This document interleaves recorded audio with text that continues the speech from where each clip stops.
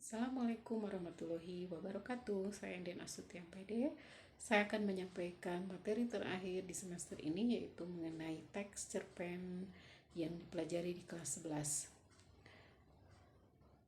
Baik, kompetensi dasar yang akan dipelajari yaitu 4.9, yaitu mengonstruksi sebuah cerita pendek dengan memperhatikan unsur-unsur pembangun cerpen.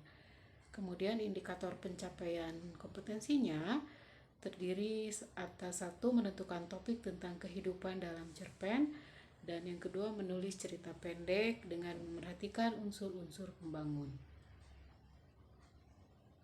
Nah, berikut contoh buku kumpulan cerpen.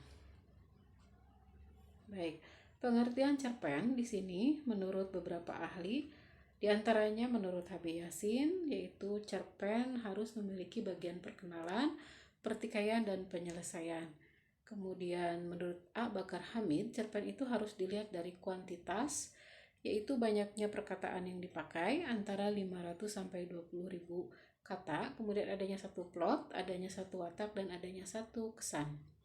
Sedangkan yang terakhir menurut Auh Kartahdimaja, cerpen itu adalah salah satu ragam fiksi atau cerita rekaan yang disebut kisahan prosa pendek.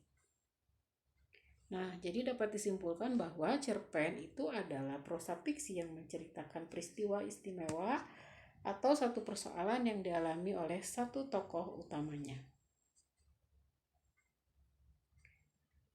Nah, karakteristik cerpen, yang pertama ada konflik, itu tunggal, kemudian yang kedua tokoh utama tunggal, yang ketiga waktu berupa peristiwa atau cerita berdurasi maksimal 2 tahun, dan karakter kata sebanyak 500 sampai 5.000 kata. Kemudian di sini dijelaskan bahwa konflik itu merupakan konflik tunggal dengan satu persoalan dan satu kesan.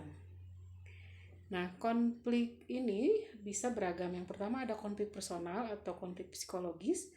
Yang kedua ada konflik antar personal, misalnya dengan orang lain. Yang ketiga konflik situasi, misalnya konflik dengan diri, konflik diri dengan situasi sekitar, misalnya situasi sosial, politik, ekonomi, bencana alam, dan lain-lain. Kemudian tokoh utamanya di sini ada berupa tokoh tunggal, yaitu aku, saya, dia, atau si A misalnya menyebutkan namanya. Bisa pula dalam jumlah tertentu, yaitu mereka.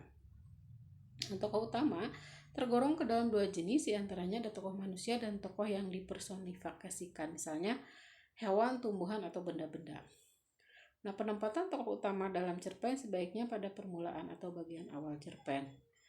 Kemudian ada waktu, menurut dua penulis fiksi yaitu Joseph Napakovich dan Raudal Tanjung Benua mengatakan bahwa kurun waktu dalam cerpen itu hanya 2 tahun saja.